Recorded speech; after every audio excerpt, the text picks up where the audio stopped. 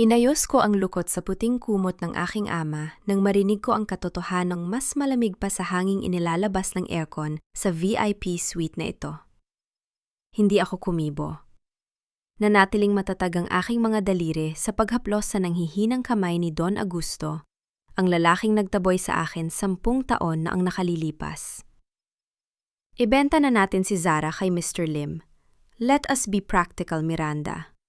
Siya lang ang tanging barahan natin para hindi makuha ng bangko ang Bello Medical. Boses iyon ni Sofia, ang aking nakababatang kapatid. Maarte, matalas, at walang bahid ng hiya. Ang kanyang taglish ay parang gasgas na plaka na pilit, nagpapakasosyal, habang ang kanyang budi ay nasa imbornal.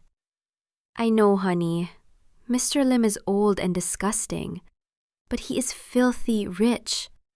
At siguradong tatanggapin niya si Zara. Kahit naman pinalayas natin yan at naging palaboy sa ibang bansa, she still has that bellow face. Magagamit pa natin ang ganda niya para pambayad sa utang. Ito naman ang boses ni Miranda, ang aking madrasta. Ang babaeng naging arhitekto ng aking pagkakasira noong ako ay 21 taong gulang pa lamang.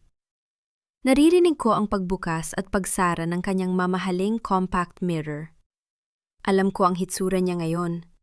Puno ng kulurete ang mukha para itago ang pagkabulok ng kanyang pagkatao. Dahan-dahan akong tumayo at humarap sa kanila. Walang luha. Walang panginginig. Ang tanging nararamdaman ko ay ang mabilis na tibok ng aking puso na tila isang makinang nag-iinit para sa isang malaking laban. You're back for 5 minutes and you're already acting like a saint, Zara? Don't look at us like that. Inirapan ako ni Sofia habang tinitingnan ang kanyang bagong manicure. You owe this family. Pinalayas ka ni Papa because you're a thief, remember? Ngayong bankrupt na kami, it's your time to pay back your utang na loob. Utang na loob? Maikli ang aking tugon, ngunit ang bawat salita ay parang haplos ng yelo sa balat. Numiti ako ng bahagya, isang ngiting hindi umabot sa aking mga mata. Sofia, after 10 years of silence, yan ba talaga ang unang script na ibibigay mo sa akin? Lumapit si Miranda sa akin. Dala ang kanyang mapanirang bango na tila lason sa aking pang-amoy. Hinawakan niya ang aking braso ng mahigpit. Ang kanyang mga kuko ay bumaon sa aking balat. Listen to me, you ungrateful brat. Your father is dying. Ang ospital na ito, na siyang legacy ng mga Bello, ay lulubog sa utang kung hindi mo kami susundin. You will meet Mr. Lim tonight at the Manila Diamond Hotel. Gagawin mo ang lahat para pirmahan niya ang loan guarantee. If you refuse, sisiguraduhin kong sa kangkungan ka pupulutin, katulad ng ginawa ko sa'yo 10 taon na ang nakalilipas. Gaslighting. Isang sining na kabisado na ni Miranda. Pinagmumukha niya akong kontrabida sa sarili kong buhay, habang siya ang nagpapakapagod para sa kapakanan ng pamilya. Ramdam ko ang pressure mula sa lahat ng sulok. Ang mga tauhan ng ospital na kanina, papabalik-balik sa labas ng pinto, ang mga abogadong naghihintay ng pirma, at ang naghihingalong hininga ng aking ama na tila isang orasan na malapit ng huminto. Ngunit may isang bagay silang hindi alam. Hindi na ako ang Zara na umiiyak sa ilalim ng ulan habang bitbit ang isang maleta. Ang babaeng nasa harap nila ngayon ay isang banyagang hindi nila kayang basahin. Sa loob ng aking isipan, tila may isang malaking pader na gumuho. Ang 10 taon ng pagtatrabaho sa Singapore, ang mga gabing walang tulog para mabuo ang Aegis Z, ang lahat ng diskriminasyong hinarap ko bilang isang Filipina sa mundo ng medical technology, lahat ng iyon ay nagbunga sa sandaling ito. Ang sakit na itinanim nila ay naging isang matigas na balute. Ang bawat pangungutya nila ay naging gasolina para sa aking talino. Tiningnan ko ang aking madrasta ng diretso sa kanyang mga mata. Wala siyang nakitang takot. Tanging isang malalim at madilim na lawa ng determinasyon. You want me to meet Mr. Lim? Tanong ko sa isang boses na kasing tahimik ng isang paparating na bagyo. Yes! Finally, natauhan ka rin! Sagot ni Miranda na may halong tagumpay sa kanyang tinig. Fine. I will go. Inalis ko ang kanyang kamay sa aking braso nang may sapat na lakas para mapaatras siya ng bahagya. But don't expect me to be the victim tonight, Miranda.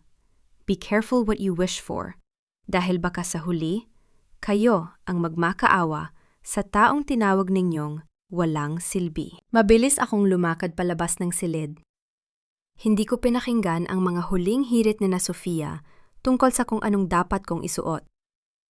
Paglabas ko si hallway, ang bawat hakbang ng aking sapatos sa makinis na tiles ay tila isang martilyo na nagpapako sa kanilang kapalaran. Kinuha ko ang aking cellphone mula sa aking itim na leather bag. Hindi nanginghinig ang aking kamay. Mabilis kong pinindot ang isang numero na tanging ako lang ang nakakaalam. Attorney Mateo, it's time, sabi ko sa kabilang linya. Ibigay mo na ang instructions sa lahat ng board members. The takeover starts tonight. And one more thing. Cancel the meeting with Mr. Lim. I will meet him, yes, but not as a peace offering. I will meet him as the person who just bought his primary debts. Isang malamig na hangin ang humampas sa aking muka nang lumabas ako ng lobby ng Bello Medical. Tumingala ako sa gusaling ito, ang gusaling nagtapon sa akin, at ang gusaling pagmamay-ari ko na bago pa man sumikat ang araw bukas. Sa aking paglalakad patungo sa naghihintay na itim na sedan, isang itim na envelope ang iniyabot sa akin ng aking driver. Sa loob nito ay ang listahan ng mga ari-arian ni na Miranda at Sofia na nakasangla na pala sa isang holding company na kontrolado ko. Ngumiti ako, isang tunay na ngiti sa pagkakataong ito.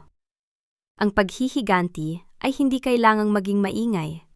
Mas masarap itong isilbi ng malamig, lohikal, at may kasamang pirma ng pagmamay-ari. Ngunit habang papasok ako sa sasakyan, isang pamilyar na boses ang tumawag sa aking pangalan mula sa dilim ng parking lot. Isang boses na hindi ko inaasahang maririnig muli at isang boses na maaring makapagpabago sa lahat ng aking plano. Zara, ikaw nga ba yan? Napahinto ako. Ang aking puso, na kanina pa tila bato, ay nakaramdam ng isang mabilis na pitik. Hindi ito bahagi ng plano. Hindi siya dapat narito. Dahan-dahan akong lumingon. Sa ilalim ng malamlam na ilaw ng parking lot, tumambad ang isang mukhang pamilyar. Si Liam. Ang lalaking 10 taon ko ring pilit na kinalimutan. Siya ang anak ng may-ari ng karibal na ospital ng mga Bello. At siya rin ang tanging tao na akala ko ay maniniwala sa akin noon. Ngunit gaya ng iba, tumahimik siya nang itaboy ako ng sarili kong ama. Zara, ikaw nga. Bulong niya. Ang kanyang boses ay puno ng hindi maipaliwanag na emosyon. Humakbang siya palapit. Ngunit itinaas ko ang aking kamay upang pigilan siya. Ang distansya sa pagitan namin ay hindi lamang espasyo. Ito ay 10 taon ng pot at pagbabago. Dr. Liam, iyan na ang itawag mo sa akin. Matigas kong sagot. Walang bakas ng lambot sa aking tinig. Tiningnan ko siya mula ulo hanggang paa. Mukhang matagumpay pa rin siya, suot ang kanyang mamahaling suit. Ngunit para sa akin, isa na lamang siyang bahagi ng dekorasyon sa madilim kong nakaraan. Narinig ko ang nangyayari sa Bello Medical. I want to help, Sarah. I know what Miranda and Sofia are planning. Huwag kang pumunta sa pagkikita kay Mr. Lim. Mabilis niyang sabi. Bakas ang pag-aalala sa kanyang mga mata. Isang maikling tawa ang kumawala sa aking mga labi. Isang tunog na walang bahid ng saya. Help! Noong kailangan ko ng tulong 10 taon na ang nakalilipas. Nasaan ka? Ngayong bumalik ako na may kapangyarihan, doon mo maisipan na maging bayane? Hindi siya nakasagot. Nanatili siyang nakatayo roon, tila isang rebultong unti-unting dinudurog ng aking mga salita. Hindi ko na siya hinintay na magpaliwanag. Pumasok ako sa loob ng sasakyan at narinig ang marahang tunog ng pagsara ng pinto na tila isang huling tuldok sa aming pag-uusap. Diamond Hotel, Makati, utos ko sa driver. Habang binabagtas namin ng kalsada, kinuha ko ang aking laptop. Ang screen ay nagpakita ng real-time data ng stock market. Ang Bello Medical ay parang isang barkong mabilis na lumulubog at ang mga daga na sina Miranda at Sofia ay abala sa pag-aagawan ng natitirang mga life jacket. Hindi nila alam, ako ang may-ari ng buong karagatan. Dumating ako sa restaurant ng eksaktong 7:00 ng gabi. Ang bawat hakbang ng aking stiletto sa makintab na marmol na sahig ay naglalabas ng tunog na tila isang babala. Nakita ko na sila sa isang private table sa dulo, sina Miranda at Sofia, na tila mga reyna kung umasta, habang katabi ang isang matandang lalaki na may malaking tiyan at mapanghahas na mga mata. Si Mr. Lim. "You're late," bugad ni Sofia nang makalapit ako. Tiningnan niya ako mula ulo hanggang paa, isang mapanirang tingin na tila sinusuri kung magkano ang halaga ko ngayong gabi. "But at least you look presentable. Sit down. Mr. Lim has been waiting." Umupo ako ng may diretsyo at matikas na postura. Hindi ko pinansin ang kamay ni Mr. Lim na tila gustong humawak sa akin. Sa halip, kinuha ko ang wine glass at uminom ng bahagya. Tinitingnan sila ng paisa-isa. "Zara, iha," ani Miranda na may plastic na ngiti. "Mr. Lim is very interested in our family's future. Sinasabi ko sa kanya kung gaano ka katalino at kung paano ka makakatulong sa mga negosyo niya." "Talaga?" tanong ko, itinaas ang aking kilay. "And what exactly do you want in return, Mr. Lim?" Tumawa ang matanda, isang tunog na parang tuyong dahon na kinakalos. "Simple lang, Dr. Z. Gusto ko ang 40% ng Bello Medical at, syempre, ang iyong personal na atensyon. Napakaganda mo para lamang magtrabaho sa isang laboratorio." Naramdaman ko ang paghigpit ng hawak ni Sofia sa kanyang tinidor. Halatang naiinggit siya sa atensyong ibinibigay sa akin, kahit na ang atensyong iyon ay galing sa isang bastos na matanda. Ito ang laro nila. Ang ipahiya ako habang ginagamit ako. 40%? Kumpirma ko. Masyadong maliit yata iyon para sa isang legacy, Miranda. Hindi ba't ang utang niyo sa kanya ay abot na sa 100 milyong piso? Biglang natigilan si Miranda. Ang kanyang baso ng wine ay muntik ng matapon. How did you know the exact amount?" Numumiti ako ng napakalamig. Kinuha ko ang isang folder mula sa aking bag at inilapag ito sa gitna ng mesa. Ang tunog ng pagbagsak ng papel ay tila isang hatol sa kanilang lahat. "Alam ko ang lahat, Miranda. Alam ko ang bawat utang na pinirmahan niyo sa likod ni Papa. Alam ko rin na ang lupang kinatatayuan ng ospital ay hindi na sa inyo dahil ginawa niyo itong collateral sa isang dummy corporation 3 buwan na ang nakalilipas." "Anong ibig mong sabihin?" Singhali Sofia. Ang kanyang muka ay nagsisimulang mamula sa galit at takot. "That's none of your business. You're just a puppet here." "Puppet?" Sumandal ako sa aking upuan, pinagmamasdan ang kanilang mga mukhang unti-unting nawawalan ng kulay.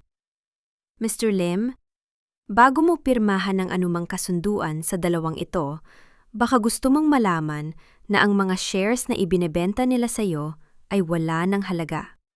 Dahil simula kaninang 5:00 ng hapon, ang lahat ng utang ng Bello Medical ay binili na ng isang kumpanya." "Anong kumpanya?" Sigaw ni Miranda. Nakalimutan na ang kanyang finesse sa harap ng ibang tao sa restaurant. Tiningnan ko siya ng diretsyo sa mata.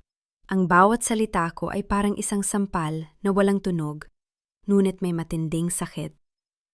"Ang Aegis Technology. At akong nag-iisang may-ari ng Aegis." Katahimikan. Isang nakakabinging katahimikan ang bumalot sa aming mesa. Ang ingay ng mga kubyerto sa paligid at ang mahinang tugtog ng piano sa restaurant ay tila nawala sa pandinig ni Miranda at Sofia. Nakita ko ang pagbagsak ng balikat ni Miranda at ang pang-ininig ng mga kamay ni Sofia. You lied to us," pautalutal na sabi ni Sofia. "Hindi ako nagsinungaling. Hinayaan ko lang kayong ipakita kung gaano kayo kadesperado at kadumi," sagot ko habang tumatayo. "Mr. Lim, salamat sa hapunan. pero tapos na ang negosyo rito. Miranda, Sofia, huwag na kayong mag-abala na bumalik sa ospital bukas. Ang mga gamit nyo ay ipapadala ko na lang sa labas ng gate ng inyong subdivision. Tumalikod ako at nagsimulang maglakad palabas. Ramdam ko ang kanilang mga mata na nakatusok sa aking likuran, puno ng puot, gulat at pagsisisi. Ngunit hindi pa ako tapos. Ito pa lamang ang simula ng kanilang pagbagsak. Paglabas ko ng restaurant, muling humampas ang malamig na hangin ng Makati. Sa di kalayuan, nakita ko si Liam na nakasandal sa kanyang sasakyan. Tila hinihintay ako. Ngunit bago ko pa siya malapitan, isang itim na van ang biglang huminto sa harap ko. Bumukas ang pinto nito at isang grupo ng mga lalaking nakasuot ng barong ang lumabas. Hindi sila mukhang mga bodyguard. Sila ay mukhang mga pulis. Dr. Zarabello? Tanong ng isa sa kanila habang inilalabas ang isang warrant. Kailangan nyo kaming samahan. May bagong ebidensya kaming natanggap tungkol sa kaso ng pagnanakaw 10 taon na ang nakalilipas. At sa pagkakataong ito, kayo ang complainant. Napangiti ako. Ang huling piraso ng aking plano ay nagsisimula na. Ngunit ang sunod na sinabi ng pulis ang nagpatigil sa mundo ko. Ngunit kailangan din naming ipaalam sa inyo, ang inyong ama, si Don Augusto. Kinuha na siya ng Diyos kanina lamang. Ang aking mundo ay tila huminto sa pag-ikot. Ang tagumpay na kanina ko paninanamnam ay biglang naging mapait na abo sa aking bibig. Ang balitang iyon ay parang isang malamig na agos ng tubig na pumasok sa aking mga lungga. Nanunuot sa bawat himaymay ng aking pagkatao. Namatay ang aking ama. Ang lalaking nagbigay sa akin ng pangalan, ang lalaking kumuha nito sa akin, at ang lalaking hindi ko man lang nabigyan ng pagkakataong makita ang aking tagumpay. Nanatiling tuwid ang aking tayo sa harap ng mga pulis. Hindi ako nanghina. Sa halip, naramdaman ko ang pagtigas ng aking panga. Ang bawat emosyon ay pilit kong ikinulong sa isang silid sa aking isipan na may dobleng kandado. I see, ang tanging lumabas sa aking mga labi. Ang aking boses ay walang pang-inginig, parang isang patag na linya sa isang monitor ng puso. Attorney Mateo, asikasuhin mo ang mga pulis. Magkita tayo sa morgue ng Bello Medical sa loob ng 30 minuto. Bago ako pumasok sa sasakyan, humarang si Liam. Ang kanyang mga mata ay puno ng awa, isang bagay na hinding-hindi ko matatanggap. Zara, let me drive you. Hindi mo kayang mag-isa ngayon. Ang kanyang alok, ang boses ay puno ng pagmamalasakit na tila isang panyong handang sumalo ng luha. Tiningnan ko siya ng malamig. Liam, 10 taon akong nag-isa sa ibang bansa, habang ang pamilya ko ay itinuturing akong patay. Huwag mong isipin na ang isang balita ng kamatayan ay magpapaguho sa arken. I can drive myself. Hindi ko kailangan ng panyo para sa mga luhang hindi naman babagsak. Pinaandar ko ang sasakyan ng mabilis. Ang mga ilaw ng lungsod ng Makati ay nagmistulang mga guhit ng liwanag sa aking paningin. Nang makarating ako sa ospital, ang atmosfera ay mabigat at puno ng tensyon. Sa tapat ng pintuan ng ICU, narinig ko ang malakas at madulang pag-iyak ni Miranda at Sofia. Ang kanilang hagulgol ay umaalingaw-ngaw sa pasilyo, isang pagpapakitang tao na mas masahol pa sa isang teleserye sa hapon. Augusto, bakit mo kami iniwan? Paano na kami? Sigaw ni Miranda, habang nakasandal sa dibdib ng isang doktor na alam kong bayaran nila. It's her fault! Si Zara ang pumatay sa kanya! Turo ni Sofia sa akin nang makita akong naglalakad palapit. Ang kanyang mukha ay basang-basa ng luha, ngunit ang kanyang mga mata ay nagbabaga sa galit. Kung hindi ka bumalik, hindi sana aatakein si Papa. You are a curse to this family. Tumigil ako sa harap nila. Hindi ako nagsalita agad. Pinanood ko silang mag-eskandalo sa harap ng mga nurse at ilang pasyente. Ang katahimikan ko ay tila isang pader na unti-unting sumasakal sa kanilang ingay. Tapos na ba kayo? Tanong ko nang maghabol sila ng hininga. Dahil kung tapos na kayo sa inyong audition para sa pinakamagaling na actress, may sasabihin ako sa inyo. Inilapit ko ang aking muka kay Miranda. Naamoy ko ang alak sa kanyang hininga sa kabila ng kanyang pag-iyak. Huwag ninyong gamitin ang kamatayan ni Papa para pagtakpan ang inyong mga kasalanan. At huwag ninyong subukang itaboy ako sa ospital na ito. Dahil baka nakakalimutan ninyo, ako na ang may-ari ng bawat pader, bawat kama, at kahit ang makinang naguulat ng oras ng kanyang kamatayan. "You heartless monster!" Sigaw ni Miranda, akmang sasampalin ako. Sinaloko ang kanyang kamay sa kalagitnaan ng hangin. Ang aking pagkakahawak ay kasing tibay ng bakal. Huwag mo nang ituloy, Miranda. Baka malimutan kong nasa ospital tayo. At ipakita ko sa iyo kung paano lumaban ang isang taong itinapon niyo sa basura. Pinitawan ko ang kanyang kamay nang may puwersa na nagpaatras sa kanya. Sa sandaling yon, lumapit si Attorney Mateo dala ang isang folder. "Dr. Z, the preliminary medical report is here." Bulong ng aking abogado. Pinuksan ko ang folder sa harap ni na Miranda at Sofia. Habang binabasa ko ang mga technical na termino, ang dosage ng gamot, ang oras ng huling check-up, at ang pangalan ng doktor na nakapirma, ay may isang bagay na kumuha ng aking atensyon. Ang aking puso na kanina pa malamig ay biglang tumibok ng mabilis. Ngunit hindi dahil sa takot, kundi dahil sa pagtuklas. "Dr. Santos?" Tawa ko sa doktor na kanina pa nakatayo sa likod ni Miranda. "Bakit ang record ng dosage ng potassium chloride ni Papa ay tumaas ng 3 beses sa loob lamang ng 1 oras bago siya pumanaw?" Natigilan ang doktor. Ang kanyang mga mata ay gumala sa paligid, naghahanap ng matatakbuhan. Ang pag-iyak ni Miranda ay biglang huminto, tila isang gripo na biglang isinara. Standard procedure yon para sa kanyang kondisyon. Nauutal na sagot ni Dr. Santos. "Standard procedure?" Mumiti ako ng napakasama. "I am a specialist in medical technology, Dr. Santos. Aegis Z, my system, monitors chemical imbalances in real time. At ayon sa cloud data na natanggap ko sa aking phone, 5 minuto ang nakalilipas mula sa server ng ospital na ito. Ang order para sa dosage na yon ay hindi galing sa iyo. Galing yon sa isang terminal sa loob ng opisina ni Miranda." Ang katahimikan sa hallway ay naging nakakasakal. Ang bawat hininga ni Miranda ay narinig ko, mabilis at mababaw. Ang kanyang muka na kanina ay mapula sa pag-iyak ay naging kasing puti ng papel. "What are you saying? Na pinatay ko ang asawa ko?" Singhal ni Miranda, ngunit ang kanyang boses ay manipis na at walang basehan. "Hindi ko sinasabing pinatay mo siya," sabi ko habang humahakbang palapit sa kanya. Bawat salita ay parang isang patak ng asido. "Ang sinasabi ko ay may ebidensya ako ng malubhang negligence at tampering ng medical records. At sa ilalim ng batas, Miranda, kapag napatunayan ito, hindi mo lamang mawawala ang iyong mana. Mawawala rin sa iyo ang iyong kalayaan." Tumingin ako kay Attorney Mateo. Isarado ang buong ICU. Walang lalabas na staff. Tawagan ng mga pulis na nasa ibaba. "We are conducting a full forensic audit of the system." Na yun din. Binalingan ko si Sofia na ngayon ay nakasandal na sa pader, nanginginig ang buong katawan. "Sabi mo kanina, utang ko sa pamilyang ito ang aking pagkatao? Ngayon, Sofia, babayaran ko kayo.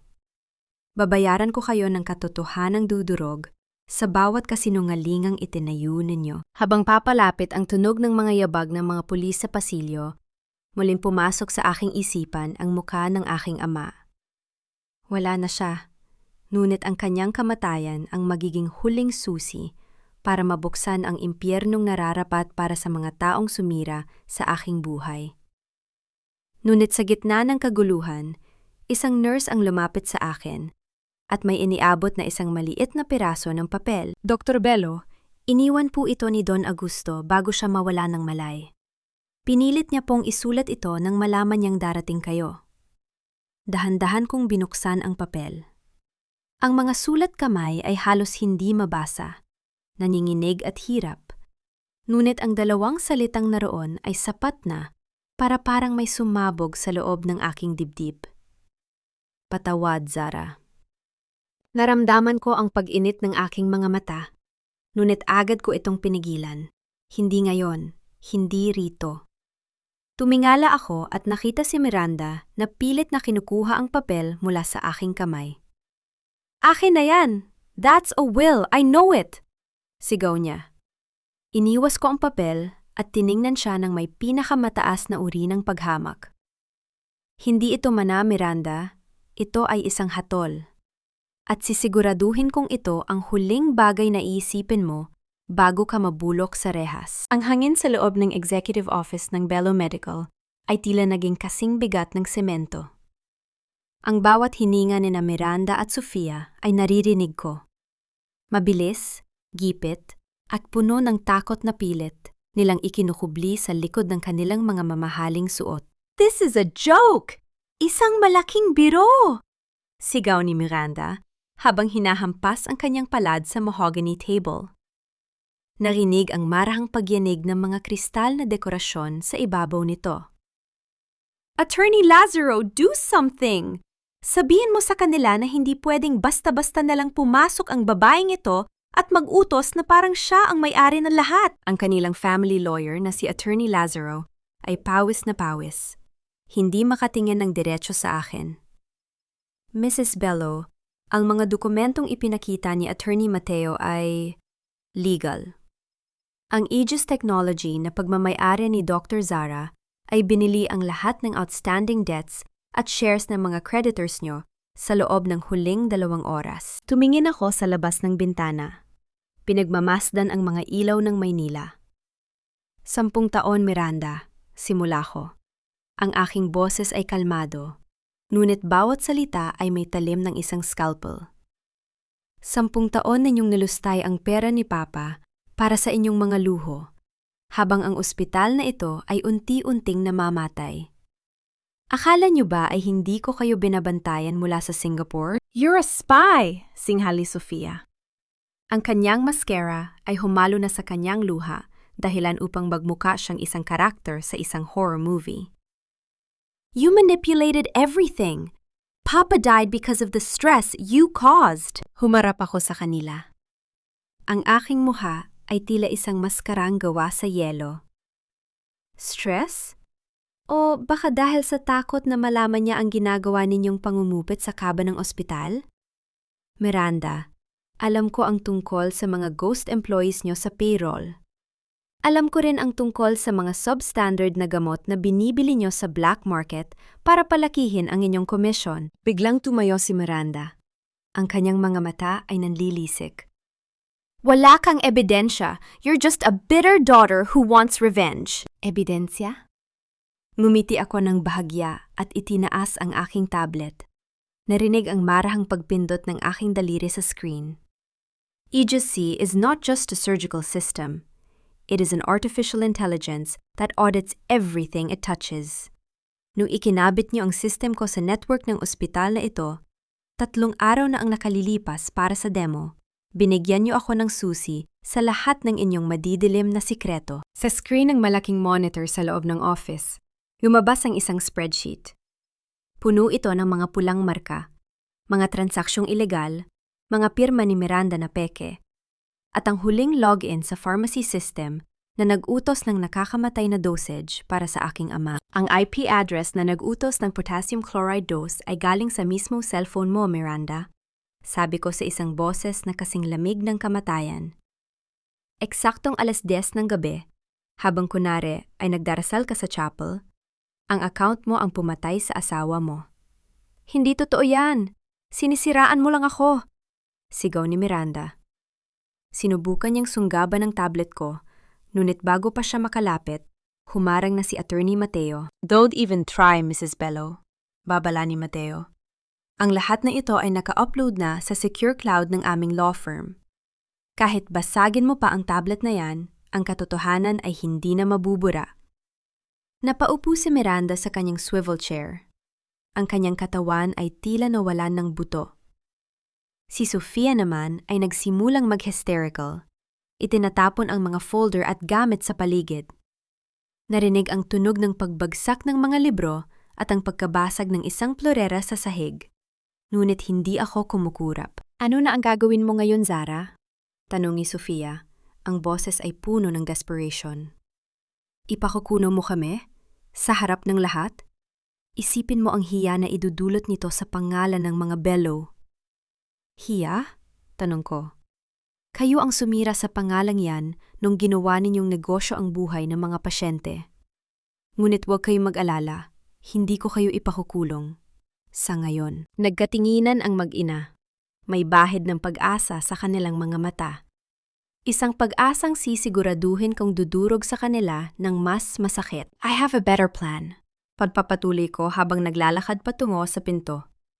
Dahil pagmamay-ari ko na ang bahay na tinitirhan nyo, ang mga kotseng minamaneho nyo, at ang bawat sentimong nasa bank accounts nyo na galing sa ospital, tinatanggalan ko na kayo ng karapatang gamitin ang apelidong Bellow. Mula sa oras na ito, kayo ay mga estrangero sa sarili ninyong buhay. You can't do that! Sigaw ni Miranda. I just did, tugon ko. Attorney Mateo, ilabas ang eviction notice. Meron silang 1 oras para kunin ang kanilang mga personal na gamit at ang ibig kong sabihin sa personal ay ang mga damit na suot nila ngayon. Ang lahat ng alahas, designer bags, at gadgets na binili gamit ang pera ng Bellow Medical ay mananatili rito. Habang naglalakad ako sa hallway ng executive floor, narinig ko ang mga sigaw ng pagmumura at pagmamakaawa ni Miranda at Sofia sa likuran ko. Ngunit ang aking isipan ay malinis. Walang ingay, walang pagsisisi. Pagdating ko sa lobby, sinalubong ako ni Liam. Ang kanyang muka ay puno ng paghanga, ngunit may kasamang pangamba. Zara, tapos na ba? Tanong niya. Hindi pa, Liam. Sagot ko habang tinitingnan ang mga tauhan ng ospital na nagsisimula ng magbulungan. Ang paglilinis sa dumi ay hindi natatapos sa pagpapaalis ng mga daga. Kailangang siguraduhin na hindi na sila makakabalik. Ngunit bago pa man ako makalabas ng main entrance, isang matandang lalaki na nakauniporme ng gwardiya ang humarang sa akin. Hingal na hingal siya at may hawak na isang lumang recorder. Dr. Zara, sandali lang po, sabi niya, nanginghinig ang boses. Ako po si Mang Cardo, ang matagal lang gwardiya ni Don Augusto. Nung pinalayas kayo 10 taon na ang nakalilipas, may iniwan po ang inyong ama sa akin. Sabi niya, ibigay ko lang ito sa inyo kung sakaling bumalik kayo at kung sakaling wala na siya. Naramdaman ko ang mabilis na pagpintig ng aking sentido. Kinuha ko ang recorder. Nang pindutin ko ang play, narinig ang boses ng aking ama.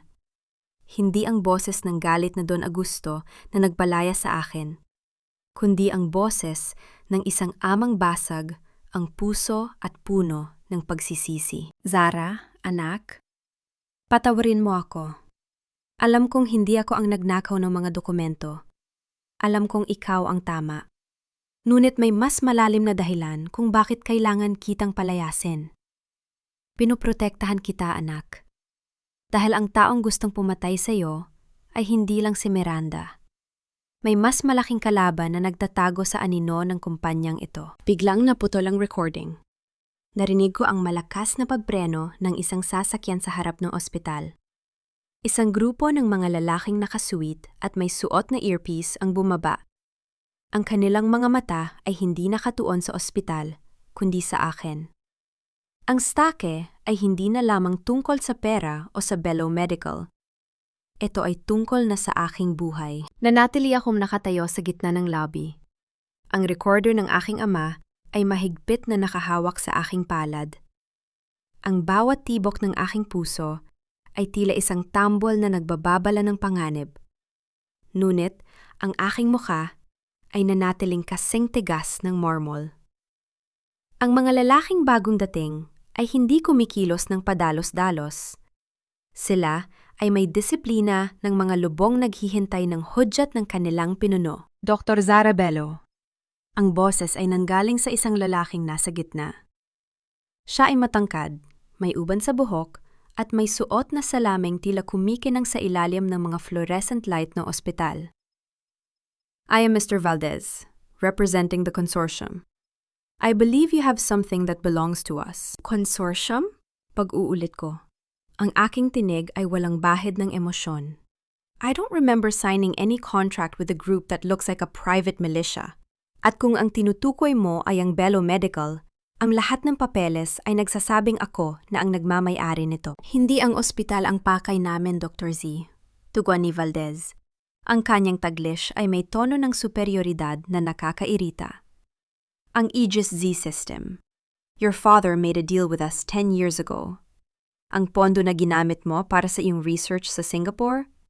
It didn't just come from your hard work.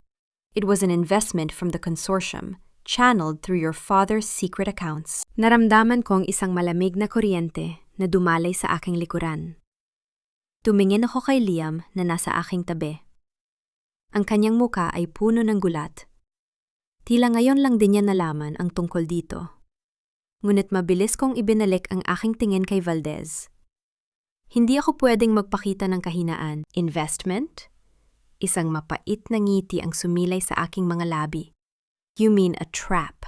My father sent me away not just to protect me from Miranda, but to hide the fact that he sold my future to people like you. Be practical, Zara, sabat ni Valdez. Humahakbang siya palapit ng isang beses. The Aegis Z is too powerful to be owned by one person. We provided the bridge, and now we are here to collect. Isuko mo ang master codes ng system, and we will let you keep the hospital.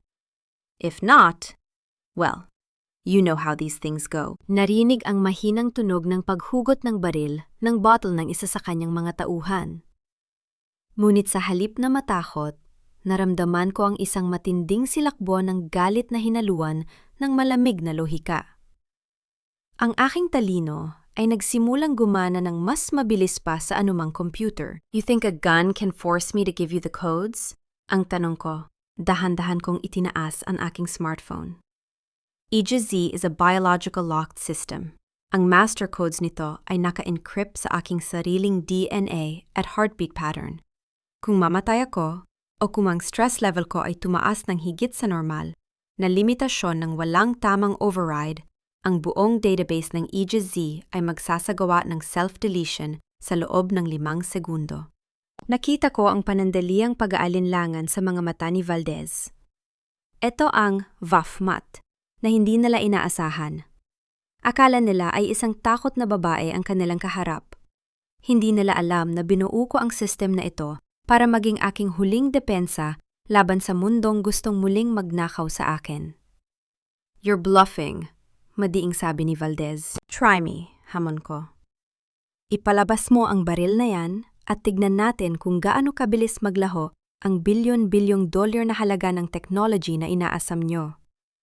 Liam, tumawag ka ng media. Sabihin mo sa kanila na ang consortium ay nagtatangkang magsagawa ng corporate kidnapping sa loob ng Bello Medical. Zara, don't! Pabulong na babala ni Liam. Ngunit nakita niya ang apoy sa aking mga mata at agad siyang sumunod. Kinuha niya ang kanyang phone at nagsimulang mag-dial. Wait! Sigaw ni Valdez. Itinaas niya ang kanyang kamay para pigilan ang kanyang mga tauhan. We can talk about this like professionals. Professionals don't bring guns to a negotiation, tugon ko. Makaalis na kayo rito. I am the owner of this facility at ang anumang deal na ginawa ng aking ama ay namatay kasama niya. Kung gusto nyo ang Aegis Z, magkita tayo sa korte. Ngunit babalaan ko kayo, sa oras na lumabas ang pangalan ng consortium sa balita, sisiguraduhin kong ang lahat ng inyong ilegal na transaksyon ay kakalat sa buong mundo. Napilitan si Valdez na umatras. Ang kanyang muha ay namumula sa galit, ngunit wala siyang magawa. Sa harap ng lohika at ng aking suicide protocol sa system, siya ang talo. Dahan-dahan silang tumalikod at naglakad palabas ng lobby. Ang tunog ng kanilang mga sapatos sa marmol ay tila isang pagkatalo. Nang mawala na sila sa aking paningin, naramdaman ko ang bahagyang panginginig ng aking mga tuhod. ngunit agad ko itong pinigilan. Hindi pa tapos ang laban. Zara, ayos ka lang? Tanong ni Liam, hawak niya ang aking balikat. Sino ang mga taong yon? Anong sinasabi nila tungkol sa investment? I don't know yet, Liam, sagot ko habang tinitignan ang recorder sa aking kamay. But my father left me a map, and I'm going to follow it to the end. Bumalik ako sa loob ng office ni Papa. Ang lahat ay tahimik na ngayon, maliban sa mahinang tunog ng aircon. Pinindot ko muli ang recorder ni Papa. Hinahanap ang huling bahagi ng kanyang mensahe.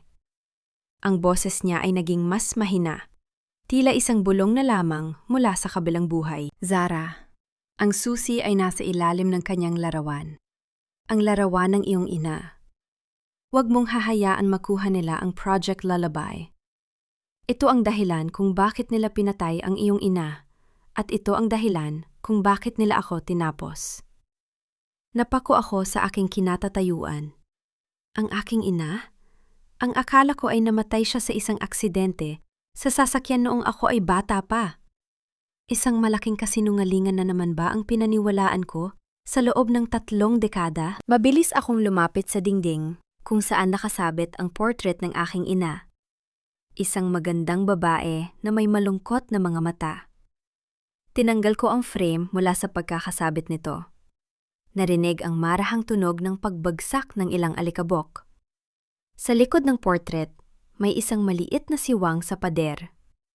Sa loob nito, nahanap ko ang isang lumang flash drive at isang locket na may nakaukit na kakaibang simbolo, isang korona na nababalutan ng mga tinik. Bago ko pa man maisaksak ang flash drive sa aking laptop, biglang namatay ang lahat ng ilaw sa buong ospital. Ang katahimikan ay naging nakakatakot. At mula sa madilim na hallway, narinig ko ang tunog ng dahan-dahang pagpalakpak. Excellent work, Zara. You found it faster than we expected. Hindi yun boses ni Valdez. Yun ay boses ng isang babae.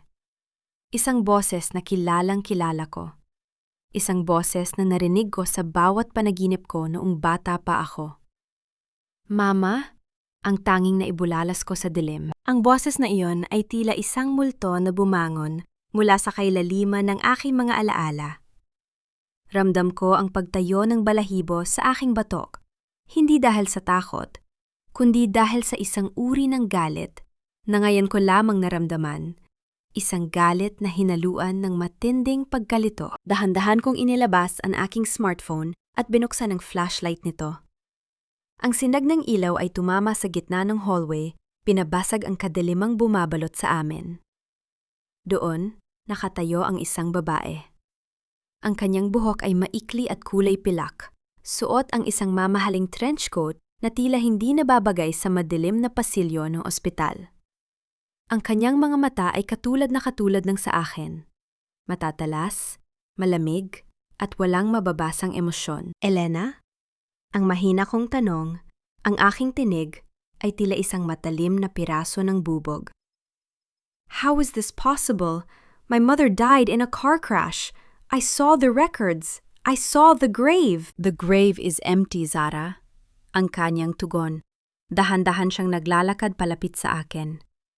Ang tunog ng kanyol mga takong sa sahig ay tila isang orasan na nagbibilang ng aking huling mga sandali ng katahimikan.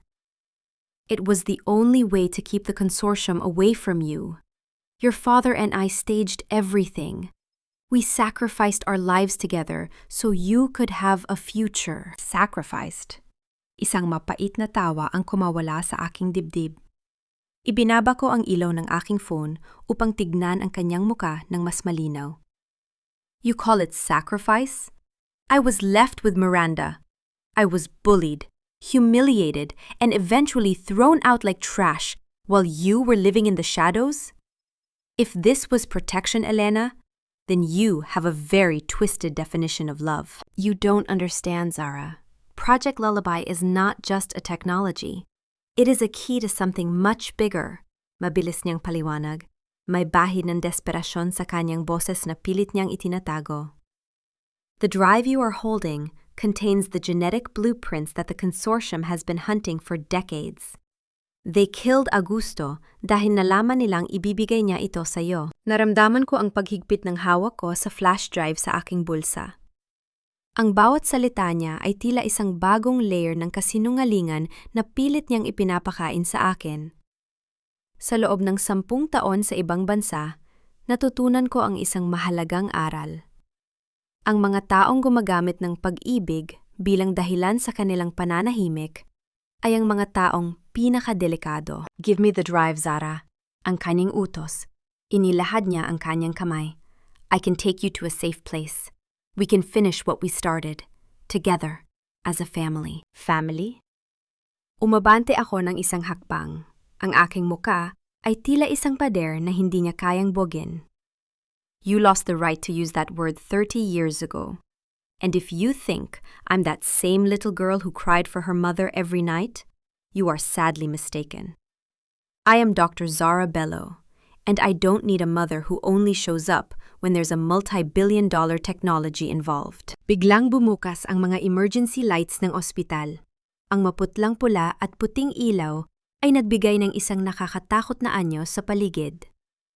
Sa dulo ng hallway, nakita ko si Liam na tumatakbo palapit, may hawak na radyo. Zara, all the security cameras were hacked! Someone is in the building! Sigaw ni Liam, ngunit napatigil siya nang makita niya ang babaeng kaharap ko. Who is she? She is a ghost, Liam, and ghosts belong in the past. Ang aking malamig na sagot. Zara, please, muling pagsusumamo ni Elena. Valdez is just a puppet. The person behind the consortium? He is already here. He won't hesitate to kill everyone in this hospital just to get that drive. Then let him try. Hamon ko. Kinuha ko ang aking tablet at mabilis na nag-type. Attorney Mateo, execute protocol blackout. I upload ang lahat ng data ng Project Lullaby sa isang public server na may delayed release timer. Kung mangyari man ang aksidente sa akin mayong gabi, ang lahat ng sikreto ng consortium ay lalabas sa bawat news outlet sa buong mundo sa loob ng 10 minuto. Nakita ko ang gulat sa mukha ni Elena. Akala niya marahil ay tatakbo ako sa kanyang mga bisig. Hindi niya inaasahan na gagawin kong collateral ang sarili kong buhay para lamang hindi nila makuha ang gusto nila. You're insane, bulong ni Elena. You're risking thousands of lives for a drive? I'm not risking lives, Elena. I'm taking back control, tugon ko. And now, I want the truth. Who is the head of the consortium? Sino ang taong kinatatakutan niyo ni Papa? Hindi pa nakakasagot si Elena nang biglang narinig ang isang malakas na tunog ng pagbasag ng salamin mula sa lobby sa ibaba. Narinig ang mga yabag ng maraming tao na mabilis na umaakyat sa hagdan. He's here, bulong ni Elena. Ang kanyang mukha ay tila nawalan ng kulay. Tumingin ako kay Liam. Liam, dalhin mo ang lahat ng pasyente sa West Wing. Lock down the area using the Aegis codes I sent to your phone. Na yon na! Pero paano ka? Tanong ni Liam. I will handle this ghost, sabi ko. Ang aking mga mata ay nakatitig kay Elena. Nang makaalis si Liam, binalingan ko si Elena. Speak. Who is he? Dahan-dahang itinaas ni Elena ang kanyang kamay at itinuro ang isang portrait sa kabilang dingding. Ang portrait ng mga founder ng Bello Medical. Ang aking paningin ay tumuon sa isang lalaking nakatayo sa likod ng aking lolo. Isang lalaking akala ng lahat ay matagal ng pumanaw. Ang kapatid ng lolo mo? Bulong ni Elena. Si Hezekiah Bello. He never died, Zara. He has been the one pulling the strings of this family and the consortium since the very beginning. Bago ko pa man maproseso ang impormasong iyon, isang pamilyar na boses ang narinig mula sa intercom ng ospital. Isang boses na hindi kasing tanda ng isang lolo, kundi isang boses na narinig ko sa mga business conference sa Singapore. Zara, my dear grandniece, you've been a very naughty girl. I believe it's time for a family reunion that you will never forget. Ang pinto ng executive office ay biglang bumukas ng marahas. Ngunit hindi si Hezekiah ang pumasok. Ang pumasok ay si Miranda, ngunit hindi na siya ang babaeng kanina lang ay nagmamakaawa. Siya ay may hawak na baril, at ang kanyang mga mata ay walang bakas ng pagkatalo. Sa kanyang tabi, nakatayo ang isang lalaking nakauniporme ng pulis. Ang lalaking kanina lang ay nagbalita sa akin ng kamatayan ng aking ama. The game is just beginning, Zara, madiing sabi ni Miranda. And this time, hindi mo magagamit ang talino mo para makatakas. Narinig ang mahinang tawa ni Miranda. Isang tunog na puno ng pait at panandaliang tagumpay na tila isang lason na kumakalat sa hangin. Humakbang siya palapit. Ang kanyang mga daliri ay mahigpit na nakapulupot sa hawakan ng baril, habang ang kanyang mukha ay tila isang maskara ng kasamaan na nabahira ng desperasyon. Akala mo ba, Zara, ay matatapos ang lahat sa isang piraso ng papel at ilang bilyong dolyar sa bangko? Ang kanyang asik. Ang kanyang taglish ay mas matalim pa kaysa sa kanyang mga kuko. You're so smart, right? The genius Dr. Z. Pero nakalimutan mo na ang basic rule sa mundong ito. Ang may hawak ng gatilyo ang siyang nagsusulat ng kasaysayan. Nanatiling tuwid ang aking tayo. Hindi ako kumurap. Tiningnan ko ang pulis na nasa kanyang tabi. Ang lalaking dapat ay nagpapatupad ng batas. Ngunit na yon ay nagmistulang aso ng aking madrasta. Officer Ramos, ang aking tawag sa kanya. Ang aking boses ay walang bahid ng takot. How much did she pay you? O baka naman, si Hezekiah Bello ang nagutos sa iyo. Isang malaking pagkakamali ang kampihang ang mga taong pabagsak na. Look at her. She's desperate. Miranda is a sinking ship at balak kanyang isama sa ilalim ng dagat. Shut up! Sigaw ni Miranda, lalong idiniin ang baril sa aking direksyon. Ramos is smart. He knows who the real boss is. At ikaw, Elena? How does it feel to be back from the dead just to see your daughter die? Tumingin ako kay Elena. Ang kanyang mga mata ay puno ng kilabot, ngunit may isang bagay sa kanyang pagkakatayo na tila hindi tugma. Para siyang isang hayop na handang umatake, hindi isang biktima na handang sumuko. Miranda, huwag mong gawin ito. Ang pakiusap ni Elena. Ang kanyang boses ay nanginginig, ngunit may awtoridad. Hezekiah will kill you too once he gets the drive. You're just a tool to him. Tool? I am the one who stayed. Ang bulyaw ni Miranda. Ang kanyang mga mata ay nanglilisik sa galit. Habang ikaw ay nagtatago at si Zara ay nagpapakasaya sa Singapore, ako ang nag-alaga kay Augusto. Ako ang nagtiis sa kanyang kahinaan. I deserve this technology. I deserve everything. Dahan-dahan kong itinaas ang aking kaliwang kamay. Ipinapakita ang aking smartwatch na kanina pa umiilaw ng kulay asul. Isang maliit na ngiti ang sumilay sa aking mga labi. Isang ngiti na nagpatahimik sa buong silid. You deserve a lot of things, Miranda. Pero hindi kasama dun ang tagumpay. Sabi ko nang may malamig na katiyakan. Did you really think na haharap ako sa inyo nang walang sapat na proteksyon? Aegis is not just in this building. It is a hive mind. Nung pumasok ka sa silid na ito ng may baril, ang system ay otomatikong nag-trigger ng isang silent alarm sa National Bureau of Investigation. Liar! Singhal ni Miranda, ngunit nakita ko ang pag-aalinlangan sa kanyang mga mata. And that's not all. Pagpapatuloy ko, humahakbang ako palapit sa kanya kahit na may baril siyang hawak. Ang bawat yabag ko ay tila isang hatol na bumabagsak. Ang cellphone ni Officer Ramos ay kanina pa nagsisilbing live microphone. Ang bawat salitang sinabi niyo, ang pag-amin mo sa pakikipagkonsaba kay Hezekiah, ang pagbabanta mo sa buhay ko, ay kasalukuyang naririnig ng NBI headquarters. Ramos, check your phone. Isang remote hack ang isinagawa ko sa sandaling pumasok kayo. Mabilis na kinapa ni Ramos ang kanyang gulsa. Nang ilabas niya ang kanyang phone, nakita ang isang pulang simbolo ng Aegis na umiikot sa screen. Ang kanyang muka ay tila nawala ng dugo. I'm out of this! Ang kanyang bulalas, dahan-dahan siyang umaatras habang ibinibitaw ang kanyang kamay sa kanyang holster. Sabi mo ay kontrolado mo ang sitwasyon, Miranda. This is treason! Papatayin ako ng mga kasamahan ko! Stay here, you coward! Sigaw ni Miranda. Ngunit huli na.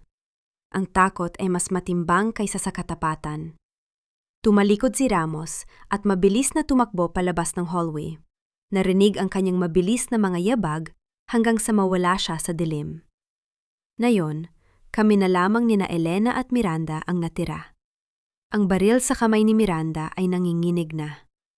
Ang kanyang mundong itinayo sa kasinungalingan ay unti-unti nang gumuguho sa harap ng aking lohika. It's just you and me now, Miranda, sabi ko. Ang aking tinig ay kasing tahimik ng isang libingan. Wala na si Augusto para protektahan ka. Wala na si Ramos para sundin ka. At si Hezekiah? Hezekiah is likely watching this through your own hidden cameras, laughing at how pathetic you are. I will kill you, Zara, I swear to God. Ang huling hiyaw ni Miranda. Inihanda niya ang gatilyo.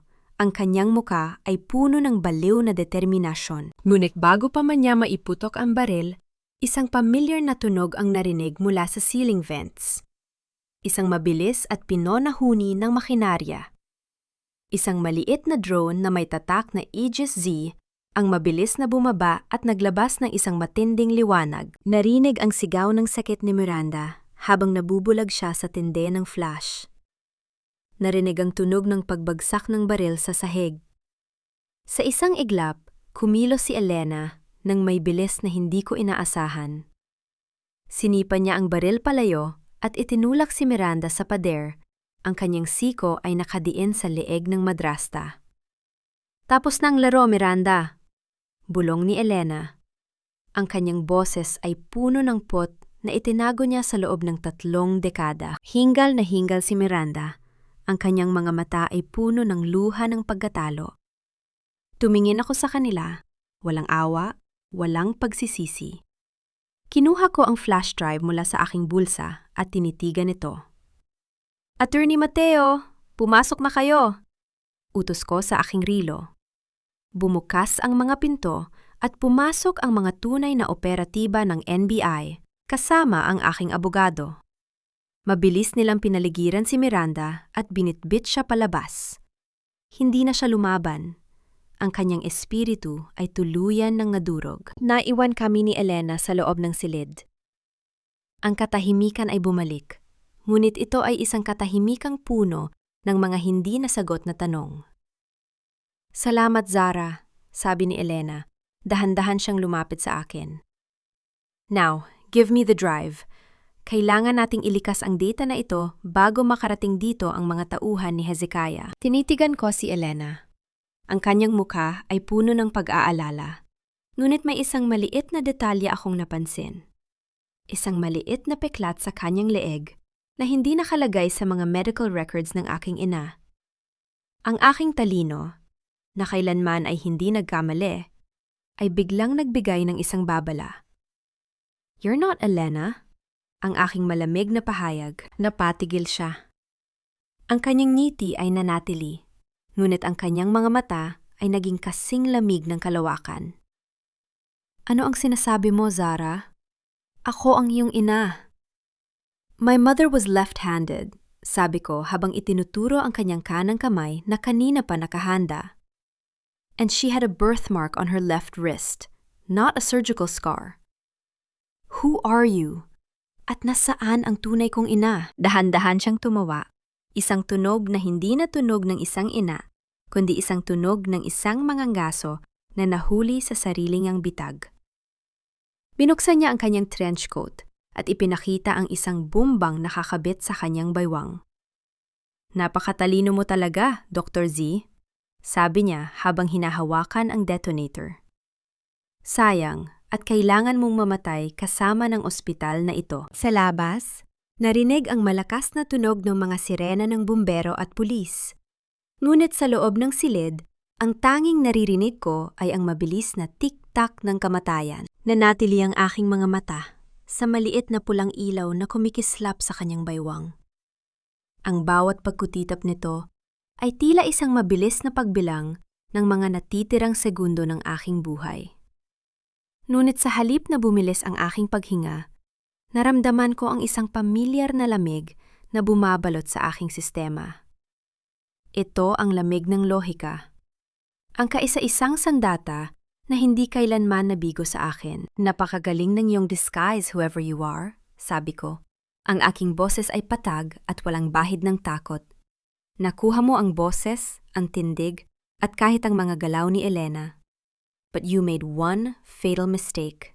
You underestimated the daughter of the woman you are trying to imitate. Mistake?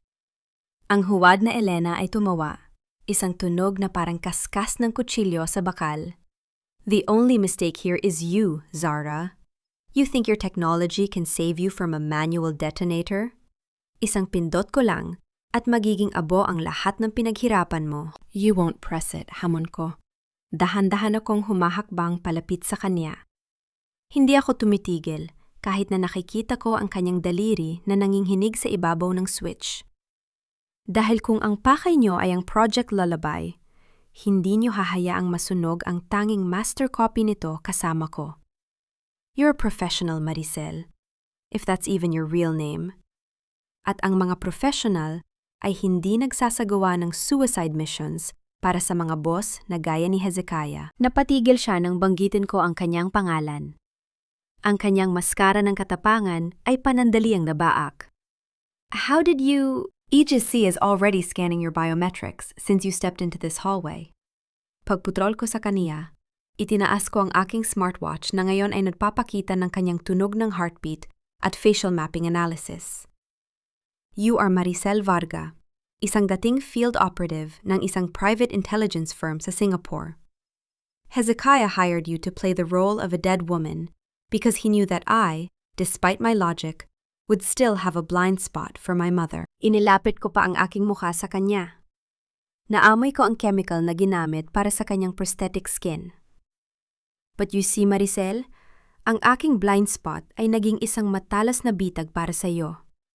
Ang bumbang suot mo, i-denote mo na, sige na. Isang nakabibinging katahimikan ang namayani. Nakita ko ang pawis na namumuo sa kanyang noo. Ang kanyang daliri ay mariing nakadiin sa detonator. Ngunit hindi niya ito itinutuloy. What are you waiting for? Ang muli kong pang-uuyam. Ang aking tinig ay puno ng otoridad na tila ako ang humahawak ng kanyang buhay. Are you waiting for the signal to jam? Oh wait, I forgot to tell you. Nung pumasok ang NBI kanina, ang buong executive floor ay binalot ko na sa isang localized electromagnetic field. Your remote signal is dead. At ang manual switch na yan? It's already disconnected from the blasting cap via a high-frequency override na ipinadala ko mula sa relong ito 3 minuto ang nakalilipas. Sa isang iglap, ang kanyang mukha ay naging kasing puti ng papel. Mabilis niyang pinindot ang switch. 1, 2, 3 beses. Walang nangyari. Ang tanging narinig ay ang marahang tunog ng kanyang mabilis na paghinga at ang mahinang huni ng mga computer sa paligid. This is impossible! Ang kanyang hiyaw. Dahan-dahan siyang umaatras habang hinahila ang mga wire sa kanyang baywang. Ang imposible lamang sa silid na ito ay ang makaalis ka ng buhay. Sabi ko habang humahakbang paabante. Attorney Mateo, take her. Mula sa mga anino sa likod ng malaking bookshelf, lumabas ang 2 NBI agents na hindi pala sumama sa pag-aresto kay Miranda. Mabilis nilang sinunggaban si Maricel, idinapa siya sa sahig at pinusasan. Wala siyang nagawa, kundi ang sumigaw ng mga pagmumura habang kinakaladkad siya palabas. Naiwan akong mag-isa sa gitna ng silid. Naramdaman ko ang bigat ng flash drive sa aking bulsa. Ngunit bago ko pa man makuha ang aking hininga, muling tumunog ang aking intercom. Iyon ay boses ni Liam, ngunit may kakaiba sa kanyang tono. May takot. Zara, kailangan mong pumunta sa West Wing. Ngayon din. Liam, anong nangyayari? Is everyone safe? Tanong ko. Naramdaman ko ang isang bagong kaba na hindi ko maipaliwanag. The patients are safe, but someone just hacked into the main monitor ng hospital. Zara, it's not about the technology anymore. They are showing it. They are showing the truth about what happened 10 years ago to the entire city. Mabilis akong lumari patungo sa bintana na nakaharap sa labas, kung saan may isang dambuhalang LED screen ang Bello Medical para sa mga anunsyo. Ang screen na iyon, na dapat ay nagpapakita ng mga medical breakthroughs, ay ngayon ay nagpapakita ng isang video recording. Isang video recording ng aking ama, si Don Augusto. 10 taon na ang nakalilipas. Ngunit hindi siya mag-isa. May kasama siyang isang babae na hindi ko inaasahan. Isang babaeng kasing mukha ko, ngunit mas matanda. Ang tunay na Elena. At ang kanilang pinag-uusapan ay hindi tungkol sa proteksyon. Sila ay nagtatalo tungkol sa isang transaksyon. Isang transaksyon kung saan ibinebenta nila ako, ang aking henyo, ang aking kinabukasan, sa konsortium kapalit ng kaligtasan ng pamilya Bello. She is just a child, Augusto. She will understand eventually. Ang sigaw ni Elena sa video. Ang talino niya ang magiligtas sa atin sa pagkakautang. Naramdaman ko ang pagguho ng mundo sa aking paanan. Ang aking mga magulang, ang mga taong akala ko ay biktima ng konsorsyum, ay ang mga taong nagsimula ng lahat. Ang aking pagpapatapon sa ibang bansa ay hindi isang pagliligtas. Iyon ay isang delivery. Narinig ko ang tunog ng libu-libong notification sa aking cellphone. Ang video ay kumakalat na sa social media. Sa loob ng 1 minuto, ang aking reputasyon bilang isang biktima at nailigtas na henyo ay nadudurog. Ang publiko ay nagsisimulang maniwala na ako ay bahagi ng isang malaking sabwatan. At sa dulo ng video, lumabas ang isang bagong mensahe. Isang sulat kamay na tila ginawa sa dugo. Dr. Z, how does it feel to be sold by the people you loved? Your legacy is built on a lie. Welcome to the true face of the Bello family. Napatingin ako sa labas. Sa ibaba, ang mga media van ay nagsisimula ng magsipagdatingan. Ang pulisya ay muling nagkakagulo.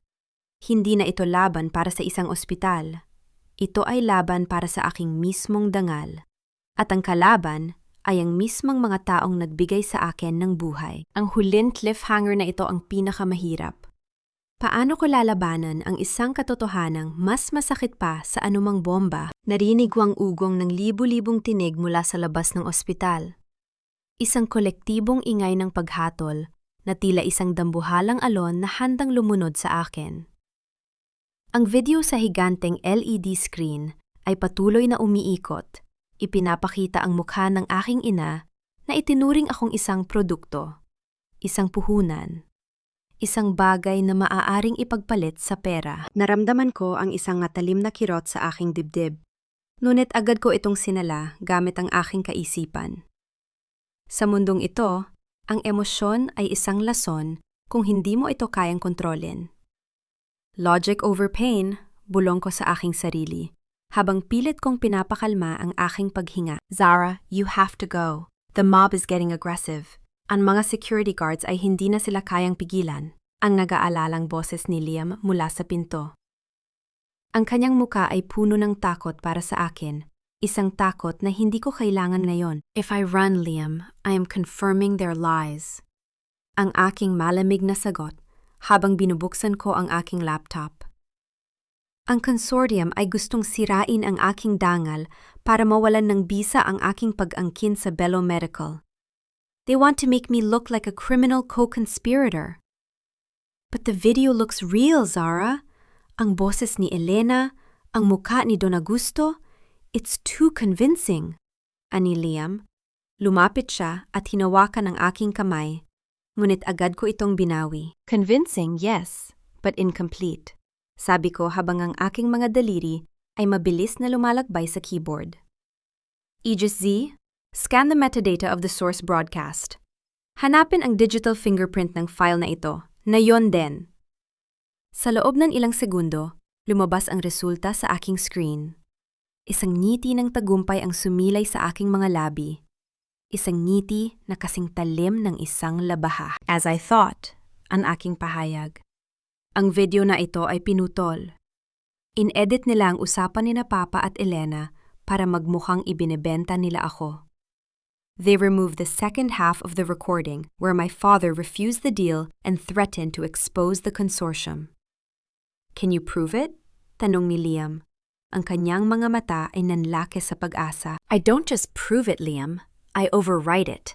Ang aking matapang na tugon. Attorney Mateo, ihanda ang lahat ng camera sa lobby. Magpapa-press conference ako, na yon din. Zara, it's too dangerous. Ang mga tao sa labas ay galit na galit, babala ni Liam. Hayaan mo silang magalit. Ang galit ay mabilis na napapalitan ng kahihiyan kapag ang katotohanan na ang magsalita. Sabi ko habang isinusuot ko ang aking puting coat. I am Dr. Zara Bello. I survived 10 years of exile. I will not be taken down by a 5-minute video. Naglakad ako patungo sa lobby nang may matikas na tindig. Narinig ang sunod-sunod na kislap ng mga kamera at ang malalakas na tanong ng mga reporter nang makita nila ako. Ang mga flash ng kani-kanilang gadgets ay tila mga bituin na sumasabog sa aking paningin, ngunit hindi ako kumurap. Dr. Bello! Totoo ba nakasabwat ka sa illegal na transaksyon ng iyong mga magulang? Sigaw ng isang reporter. Totoo bang ang Aegis Z ay ninakaw mo lamang mula sa consortium? Tanong ng isa pa. Tumayo ako sa gitna ng podium. Ang aking presensya ay tila nagpatahimik sa buong silid. Tiningnan ko sila ng paisa-isa. Ang bawat mata ko ay nagdadala ng bigat ng aking otoridad. Ladies and gentlemen, simula ko. Ang aking boses ay umalingaw-ngaw sa buong lobby sa tulong ng mga speakers. Ang video na napanood ninyo ay isang desperadong pagtatangka ng mga taong gustong magnakaw sa kumpanyang ito at sa aking teknolohiya. Ngunit gaya ng lahat ng kasinungalingan, ito ay may lamat. Pinindot ko ang aking remote at ang malaking monitor sa likod ko ay nagpakita ng kabuuan ng video. Ang bahaging sadyang itinago ng consortium. Sa screen, narinig ang boses ni Don Augusto. Hindi ko kailanman ibebenta ang aking anak Elena. If you push this consortium deal, I will go to the authorities. Zara is a genius. She is the future of medicine, not your bargaining chip. Isang kolektibong singhap ng gulat ang narinig sa buong lobby. Ang mga reporter na kanina ay mapanghusga ay biglang nagbulungan. Ang katahimikan ay naging mabigat para sa kanila. Ang taong nagpakalat ng video na ito ay si Hezekiah Bello, ang tunay na mastermind sa likod ng lahat ng ito. Pagpapatuloy ko, ang aking tinig ay mas lalong tumapang.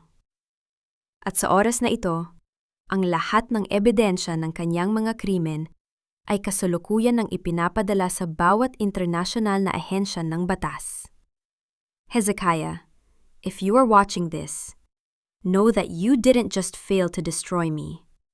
You just gave me the platform to end you. Ang vamat na aking ibinigay sa harap ng publiko ay naging sanhi ng isang malakas na palakpakan mula sa ilang mga empleyado ng ospital na nanonood. Ang media ay nagkagulo na muling kumuha ng litrato. Ngunit sa pagkakataong ito, hindi na bilang isang kriminal, kundi bilang isang bayani na nagpabagsak sa isang korporasyong mapanira. Ngunit sa gitna ng aking tagumpay, naramdaman ko ang isang panginginig sa aking bulsa. Ang aking smartwatch ay nagpapadala ng isang emergency alert. Ang Aegis Z system sa West Wing, kung saan naroon ang mga pasyente, ay nakakaranas ng isang massive system failure. Tumingin ako sa monitor at nakita ang isang mensaheng nag-o-override sa lahat ng aking command. A life for a life, Zara. The patients or the technology? You have 60 seconds to choose. Naramdaman ko ang paglamig ng aking pawis.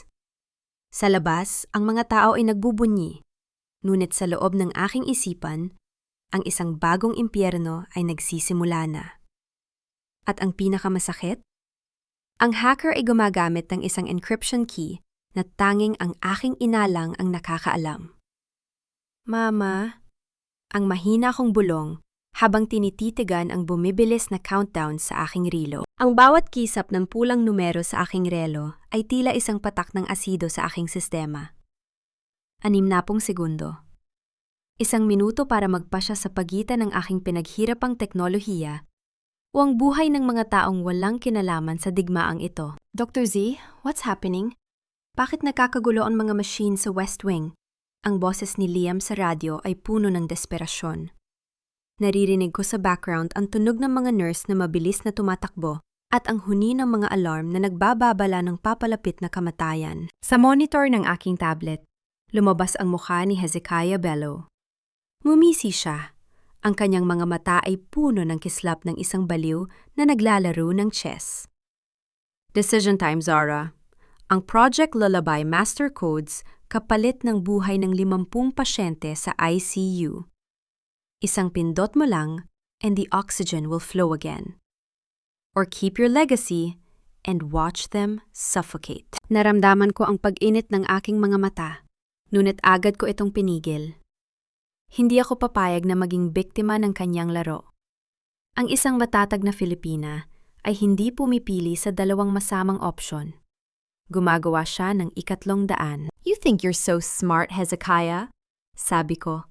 Ang aking tinig ay kasing malamig ng yelo. Habang ang aking mga daliri ay mabilis na nag-a-access sa core architecture ng Aegis Z. Nakalimutan mo na ako ang nagdisenyo ng system na ito. Every backdoor, every encryption layer, I built them with the possibility of a betrayal in mind. 30 seconds, Zara. Don't be a hero. Be a businesswoman. Pag-uudyok ni Hezekiah. I am neither, tugon ko. I am a Bello. At kaming mga Bello ay hindi marunong sumuko. Sa loob ng aking isipan, tila isang digital nga mapa ang nabubuo. Ang encryption key na ginamit niya ay ang himig ng duyan na kinakanta ni Elena noong bata pa ako. Isang sentimental na bitag. Ngunit ang hindi alam ni Hezekiah, ang himig na iyon ay may isang depekto. Isang offbeat na nota na laging nakakalimutan ni Elena. Ginamit ko ang depektong yon para gumawa ng isang feedback loop. Sa halip na ibigay ang codes, ipinadala ko ang isang virus na nagbalat kayo bilang ang master codes. Ang virus na ito ay idinisenyo para hanapin ang pinagmulan ng signal at i-overload ang system ng hacker. 10 segundo! Sigaw ni Hezekiah. Ang kanyang muka ay puno na ng tagumpay. 5, 4, 3. Bulong ko kasabay ng countdown. Sa huling segundo, bago tuluyang mamatay ang mga oxygen pumps sa West Wing, ang monitor ni Hezekiah ay biglang nag-flicker at napalitan ng isang static. Narinig ang isang matinis na tunog ng feedback mula sa mga speaker sa lobby. Isang tunog na nagpangiwi sa mga reporters. System override successful. Ang malamig na boses ng AI ng Aegis C ang umaling-ang-aw. Life support stabilized. Source location identified. Sub-basement level 4, below medical center. Napatulala ang lahat. Ang katahimikan sa lobby ay tila isang mabigat na kumot. Tumingin ako ng diretso sa kamera ng mga media. Hezekiah, you made a mistake by staying in this building. Sabi ko nang may matalas na ngiti. Attorney Mateo, lock down lahat ng exits. Huwag hayaang makalabas ang sinuman mula sa sub-basement. Mabilis akong tumakbo patungo sa elevator. Hindi ko na hinintay si Liam. Ang galit na itinago ko sa loob ng 10 taon ay kailangan na ng isang outlet. Pagbaba ko sa level 4, ang hangin ay amoy alikabok at lumang bakal. Doon, sa gitna ng mga higanting server, nakita ko siya. Hindi si Hezekiah, kundi si Sofia. Nakatayo siya sa harap ng isang terminal. Ang kanyang muka ay puno ng pait at ingit. Hawak niya ang isang tablet na kasalukuyang sumasabog sa mga sparks dahil sa virus na ipinadala ko. Ikaw? Ang aking gulat na tanong. Nasaan si Hezekiah? He was never here, Zara! Sigaw ni Sofia. Ang kanyang boses ay basag. Hezekiah is just a name we used to scare you. It was always us, Miranda and me.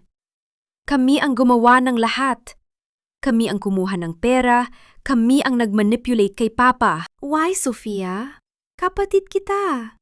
Ang aking hiyaw, ramdam ko ang sakit ng pagtataksil na mas matindi pa sa anumang sugat. Kapatid, you were always the golden child. Ang henyo, ang paborito. Ang kanyang sumbat, habang humahakbang siya palapit, may hawak na isang matulis na piraso ng basag na server. Kahit pinalayas ka na, ang pangalan mo pa rin ang binabanggit ni Papa bago siya matulog. I wanted to destroy you, Zara. I wanted to see you crawl in the dirt. And look where it got you, sabi ko. Dahan-dahan akong humahakbang palapit sa kanya nang walang takot. Nasa ilalim ka ng lupa, nagtatago na parang daga, habang ako ay nasa itaas, tinitingala ng mundo. You didn't just lose the hospital, Sofia. You lost your soul. I will kill you! Sigaw niya at sumugod sa akin. Mabilis ang aking reflexes. Iniwasan ko ang kanyang saksak at hinawakan ang kanyang braso. Inikot ko ito ng may sapat na puwersa para mapabitaw siya. Idiniin ko siya sa malamig na server rack. Ang kanyang paghinga ay mabilis at puno ng galit. Ngunit, ang aking mga mata ay nanatiling kalmado. You're not worth a prison sentence for murder, Sofia. Bulong ko sa kanyang tenga. But you are worth a lifetime of watching me succeed from behind a cold iron bar. Narinig ang mga yabag ng mga pulis na paparating. Binitawan ko siya at tumayo ng tuwid habang pinapagpag ang aking puting coat. Ang mga pulis ay mabilis na pinaligiran si Sofia at binitbit siya palabas. Wala na siyang lakas para lumaban. Tanging mga hikbi na lamang ng isang taong tuluyan ng natalo. Akala ko ay tapos na ang lahat. Akala ko ay maaari na akong huminga ng malalim. Ngunit habang tinitingnan ko ang monitor na iniwan ni Sofia, isang huling video ang biglang nag-play. Isang live feed mula sa isang hindi sikat na lokasyon sa labas ng bansa. Isang matandang lalaki ang nakaupo sa isang armchair. Umiinom ng tea habang nanonood ng balita tungkol sa akin. Tumingin siya sa kamera at numiti. Well played, Zara. But you only caught the pawns. The king is still on the board. Iyon ang tunay na Hezekiah Bello. At sa kanyang tabi, nakaupo ang isang babaeng nakatalikod. Ngunit ang kanyang suot na locket, ang korona na may mga tinik, ay kasing linaw ng kristal. Ang tunay kong ina. Hindi siya biktima. Hindi siya namatay. Siya ang rena sa kabilang panig ng board. Naramdaman ko ang paglamig ng aking buong katawan. Ang digmaang ito ay hindi pa natatapos. Ito ay lumawak lamang sa isang antas na hindi ko inaasahan. Nanatili ang aking tingin sa monitor, hanggang sa tuluyan itong maglaho at maging kulay itim. Ang malamig na huni ng mga server sa paligid ay tila naging isang mapang-uyang na koro na nagpapaalala sa akin ng aking kamangmangan. Ang aking ina, ang babaeng iniyakan ko gabi-gabi, ang babaeng naging inspirasyon ko para maging henyo, ay ang arkitekto ng aking sariling impyerno. Zara, huwag kang tumingin ng ganyan. We will find them. Ang mahinang boses ni Liam sa aking likuran.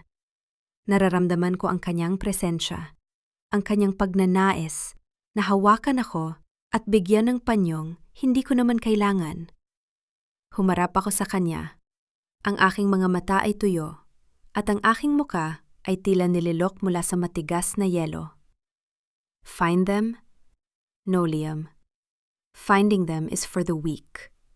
I am going to dismantle them, piece by piece, hanggang sa wala na silang mataguan. Pero ang iyong ina... Wala akong ina! Pagputol ko sa kanya, ang bawat salita ay may bigat ng isang hatol. The woman on that screen is just a variable in a mathematical equation na kailangan kong i-delete. Mula sa oras na ito, kalimutan mo na ang emosyon.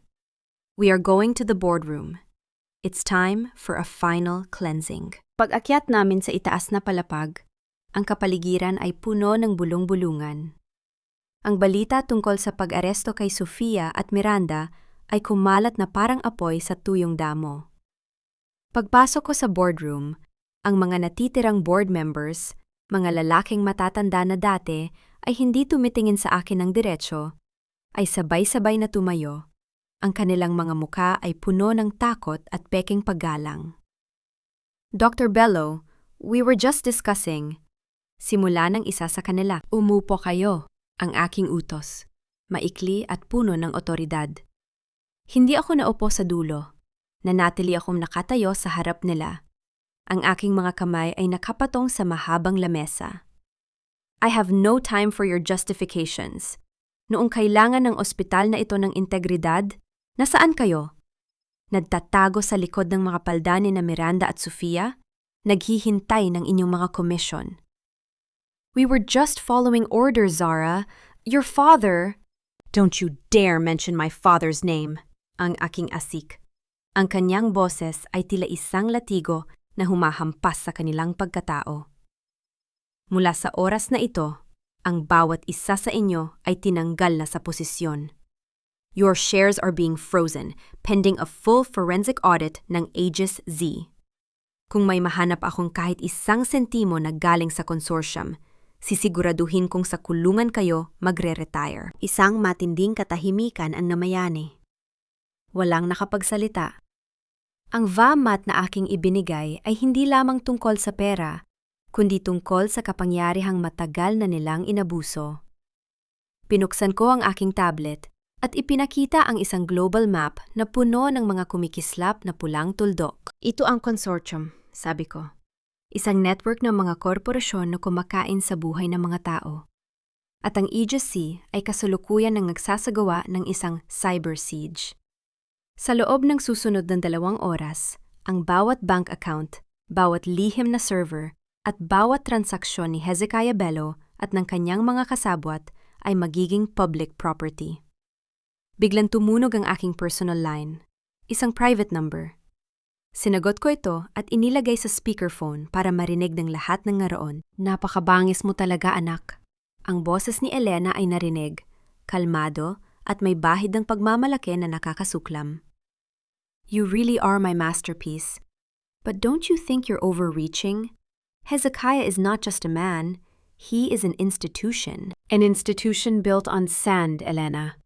Ang aking tugon, ang aking tinig, ay kasing talim ng isang scalpel. You chose a man over your daughter. You chose greed over loyalty. Ngayon, panurin mo kung paano ko susunugin ang institusyong yan sa harap ng iyong mga mata. Zara, stop this nonsense. Ang boses ni Hezekiah ang pumalit, malalim at puno ng banta. We have the original blueprints ng Project Lullaby. Without us, your Aegis Z is an incomplete symphony. Bumalik ka sa amin. Join the consortium, and we will make you the queen of the medical world. I am already a queen, Hezekiah. And queens don't negotiate with terrorists. Sabi ko habang ang aking mga daliri ay mabilis na nag-e-execute ng huling command. Aegis C, initiate Scorched Earth Protocol. Release the evidence. Narinig ang sunod-sunod na tunog ng mga notification wala sa mga cellphone ng mga board members. Ang mga balita sa buong mundo ay nagsisimula ng maglabas ng mga dokumentong nag-uugnay sa consortium sa mga illegal na human testing, money laundering, at political assassinations. Ang mga stock prices ng kanilang mga kumpanya ay nagsisimulang bumagsak ng mabilis, tila mga dahong natutuyo sa gitna ng tag-init. You've just declared war, Zara! Sigaw ni Hezekiah mula sa kabilang linya. Ang kanyang boses ay puno na ng galit. No, Hezekiah. I just ended one. Ang aking huling sabi bago ko tuluyang pinatid ang tawag. Tumingin ako sa mga board members na ngayon ay nanginginig na sa kanilang mga upuan. Security, ilabas na sila. This boardroom is for professionals, not for parasites. Nang makaalis ng lahat, naiwan kaming dalawa ni Liam. Ang liwanag ng buwan mula sa bintana ay tumatama sa aking mukha, nagbibigay ng isang anyo ng kapayapaan sa gitna ng kaguluhan. You did it, Zara, bulong ni Liam. You've won! Hindi pa, Liam. Sabi ko, habang tinitingnan ang huling pulang tuldok sa mapa na hindi pa nawawala. Ang tuldok na ito ay hindi sa ibang bansa. Ito ay nasa isang lumang warehouse sa labas ng Maynila. Hezekiah and Elena are still on the move. At mayroon silang isang bagay na hindi ko pwedeng hayaang mawala. Ano yon? Tanong niya. Ang bangkay ni Papa, ang aking mahinang sagot. Naramdaman ko ang mabilis na tibok ng aking puso. They took his body from the morgue habang abala tayo sa kaguluhan kanina. They are using him as a final bait. Ang galit na aking nararamdaman ay naging isang malamig na determinasyon. Hindi ko hahayaang maging laruan lamang ang aking ama kahit sa kanyang kamatayan. Kinuha ko ang aking coat at nagsimulang maglakad patungo sa pinto. Liam, ihanda ang sasakyan. We're going to finish this reunion once and for all. Habang bumababa kami sa elevator, naramdaman ko ang bigat ng laban na ito. Ngunit sa bawat hakbang, ang aking isipan ay mas lalong nagiging malinaw. Ako si Zara Bello. Ako ang babaeng itinapon, ang henyong binaliwala, at ang anak na ipinagpalit. Ngunit ngayong gabi, ako ang magiging katarungang hindi nila kailanman inasahan. Ang cliffhanger ay narito. Sa pagdating namin sa warehouse, hindi lamang ang bangkay ni Papa ang aming nahanap. Sa gitna ng madilim na gusali, may isang silya, at doon nakaupo si Elena. Hindi bilang isang reyna, kundi bilang isang bihag. At sa kanyang leeg ay may nakakabit na isang timer na mas mabilis kaysa sa bombang kinaharap ko kanina. Zara, run! Ang sigaw ni Elena. It's a trap! Hezekiah is... Isang malakas na tunog ng pagbagsak ng bakal ang narinig sa aming likuran. Nakulong kami sa loob. At mula sa mga speaker sa paligid, narinig ang huling halahak ni Hezekiah. Welcome to the end of the line, Dr. Z. Let's see if your logic can solve the riddle of who lives and who dies in the next 3 minutes. Ang bawat tibok ng digital na orasan sa leeg ni Elena ay tila isang martilyo na nagpapako sa aking kaba. 3 minuto. Isang maikling sandali para tapusin ang isang digmaang. Nagsimula bago pa man ako ipanganak. Ang amoy ng lumang langis at kalawang sa loob ng warehouse ay humahalo sa amoy ng takot ni Elena. Ngunit ako, nanatili akong kasing malamig ng sementong aking kinatatayuan. Zara, please! Iwan mo na ako! Iligtas mo ang sarili mo! Ang hiyaw ni Elena. Ang kanyang boses ay basag at puno ng pagsisisi.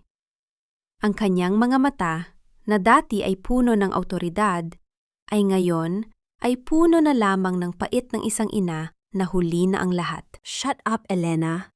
Ang aking malamig na tugon habang lumalapit ako sa kanya. Hindi ako tumitingin sa kanyang mga mata. Nakatuon ang aking paningin sa wiring ng bumbang nakakabit sa kanyang leeg. I'm not doing this for you. I'm doing this for the justice that my father deserves. Narinig ang malakas at mapang-uyam na tawa ni Hezekiah mula sa mga speakers sa paligid. Ang bawat halahak niya ay tila isang gasgas sa aking pandinig. Napakagandang eksena, Zara. Ang anak na nagliligtas sa inang ng traidor sa kanya. But tell me, Dr. Z, how does it feel to know that your logic is useless against a timer that only I can stop? You think you're in control, Hezekiah? Sabi ko habang ang aking mga daliri ay mabilis na nag-a-adjust sa aking smartwatch. Isang maliit na holographic screen ang lumabas, nagpapakita ng isang digital blueprint ng warehouse. You thought this was a warehouse. This is a tomb you built for yourself nung pinili mong gamitin ang Aegis Sea infrastructure para sa iyong security. Anong sinasabi mo? Ang tanong ni Hezekiah. Ang kanyang boses ay nawalan ng kislap ng tagumpay. Noong pumasok ako sa building na ito, ang aking system ay otomatikong nag-hijack sa iyong local network. Paliwanag ko. Bawat salita ay parang isang sampal ng katotohanan.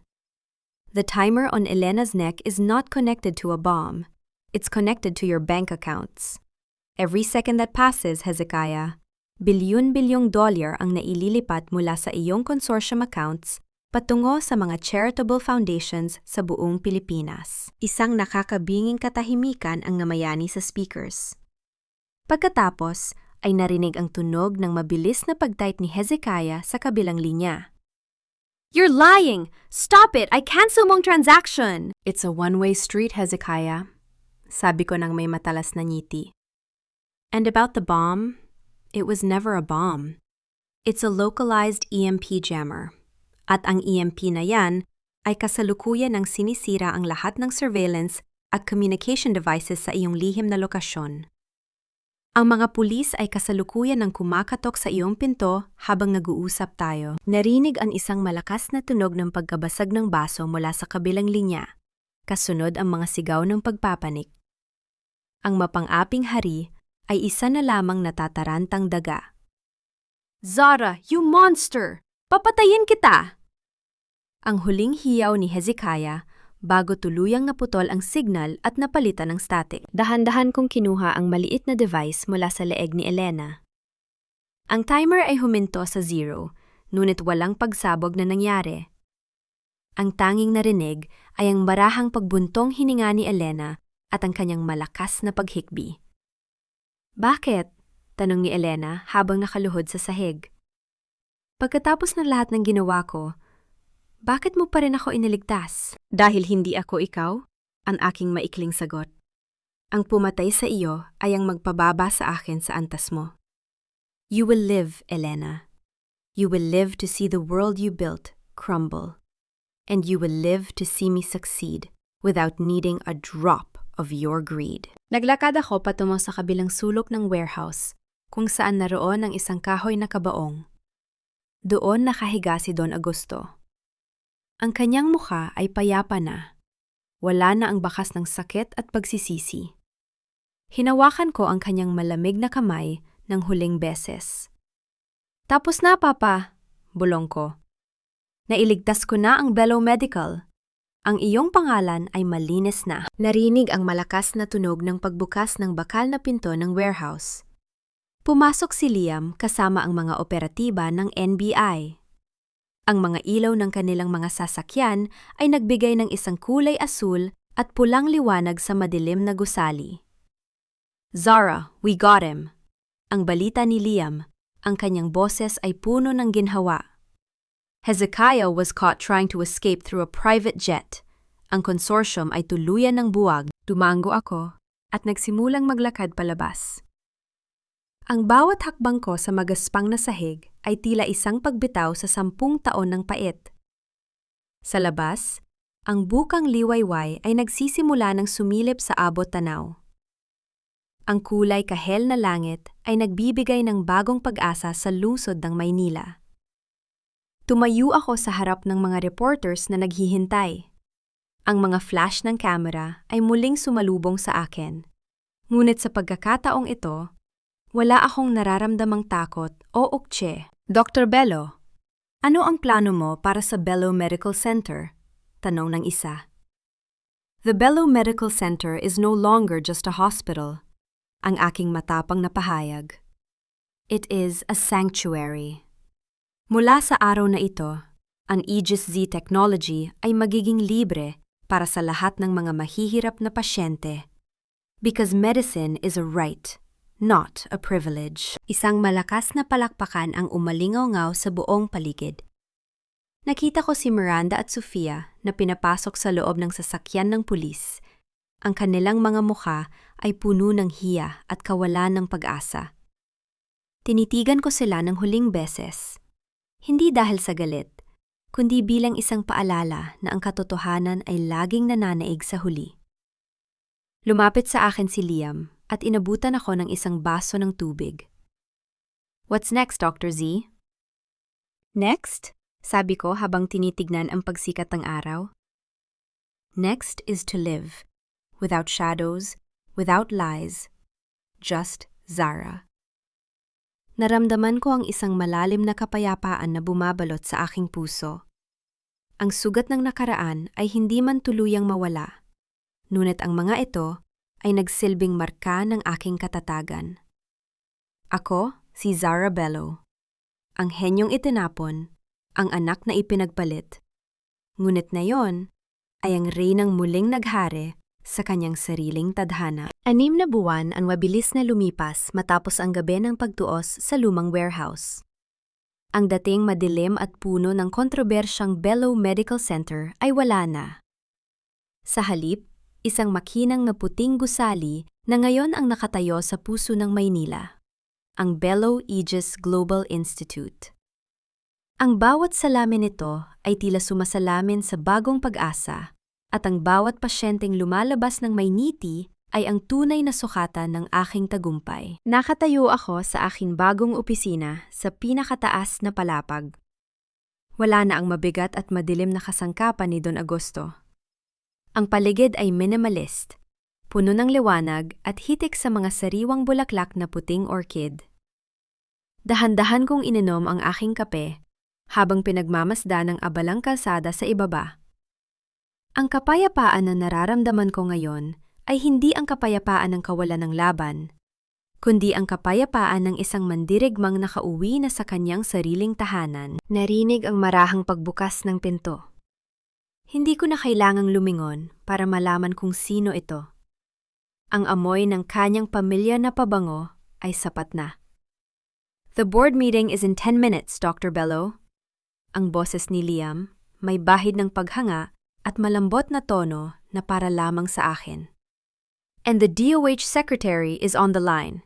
Gusto nilang magpasalamat sa matagumpay na charity surgical mission sa Mindanao gamit ang Aegis Z." "Tell them it's my honor, Liam." Ang aking tugon. Lumingon ako at binigyan siya ng isang tipid, ngunit tunay na ngiti. Ang teknolohiya ay walang halaga kung hindi ito nakakarating sa mga nangangailangan. Lumapit si Liam at may iniabot na isang diaryo. Sa unang pahina, nakalarawan sina Miranda at Sofia na nakasuot ng orange na uniporme. Ang hatol ay pinal na, habang buhay na pagkabilanggo para sa kasong plunder at pakikipagsabotan sa pagpatay. Wala na ang kanilang mga alahas. Wala na ang kanilang mga pekeng ngiti. Sila ay naging mga numero na lamang sa loob ng isang malamig na selda. "Narinig mo na ba ang balita tungkol kay Elena?" Tanong ni Liam. Ang kanyang boses ay naging seryoso. "Narinig ko na tumakas siya patungong Europe bago pa man siya maaresto ng Interpol." Ang aking sagot habang inilalapag ang aking baso. Hayaan mo siya. Ang mabuhay sa takot na laging tumitingin sa kanyang likuran ay siyang parusang mas matinde pa sa rehas. She chose the shadows, and the shadows will be her only companion until the end. Hinawakan ni Liam ang aking kamay, isang hawak na puno ng respeto at tahimik na pangako. "Hindi mo na kailangang pasanin ang lahat ng ito ng mag-isa, Zara. You've done enough for this family. You've done enough for the world." Dahan-dahan kong inalis ang aking kamay. Ngunit hindi dahil sa pagtanggi, kundi dahil sa pagkilala sa aking sariling kalayaan. "Salamat, Liam. But I realize something. Ang aking halaga ay hindi nakadepende sa kung sino ang kasama ko o kung anong apelido ang dala ko. I am Zara. At sapat na yon." Bago kami lumabas ng silid, dumaan ang aking paningin sa isang maliit na frame sa ibabaw ng aking mesa. Hindi ito portrait ng aking ina, at hindi rin ito ang larawan ng aking tagumpay. Ito ay ang maliit na piraso ng papel na may sulat kamay ni Papa. "Patawad, Zara." Hindi ko pa siya tuluyang napapatawad, at marahil ay hindi ko kailanman magagawa ayon ng buo. Ngunit ang galit na dati ay sumasakal sa akin ay pinalitan na ng isang malalim na pangunawa. Ang kanyang kahinaan ang naging mitsa ng aking lakas. Ang kanyang pagkakamali ang naging blueprint ng aking katarungan. Ang pagpapatawad ay hindi para sa kanya. Ito ay para sa akin. Para makahinga ako. Para makalipad ako. Habang naglalakad kami sa hallway, narinig ang tunog ng masiglang pag-uusap ng mga staff at ang mechanical, ngunit mahinahong huni ng mga EGC units na nagtatrabaho. Ang bawat hakbang ko ay may katiyakan. Ang bawat tibok ng aking puso ay may layunin. Natutunan ko na ang tunay na vahamat o pagtuos sa mga kaaway ay hindi natatapos sa pagpapabagsak sa kanila. Ito ay nagsisimula sa kung paano mo itatayo ang iyong sarili ng mas matayog kaysa sa kanilang mga pangarap. Ang pinakamasakit na paghihigante ay ang makita nilang namumuhay ka ng rurok ng tagumpay, punong-puno ng dangal at malaya sa kanilang kamandag. Huminto ako sa tapat ng malaking salamin sa lobby bago humarap sa media. Tiningnan ko ang babaeng naroon. Matikas, matalino, at may pusong bakal na binalot ng malasakit. Wala na ang bakas ng luhang ibinuhos ko 10 taon na ang nakalilipas. "Ready, Dr. Bello?" tanong ni Liam. Tumingala ako. Sinalubong ang sikat ng araw na tumatagos sa glass roof ng ospital. Ang buong mundo ay naghihintay, at sa pagkakataong ito, ako ang susulat ng sarili kong kwento. Always, ang aking huling sabi, isang matatag na hakbang ang aking ginawa patungo sa liwanag. Wala nang lingon likod. Wala nang pagsisisi. Dahil sa dulo ng lahat ng pait, ang tanging natitira ay ang katarungan na ako mismo ang lumika.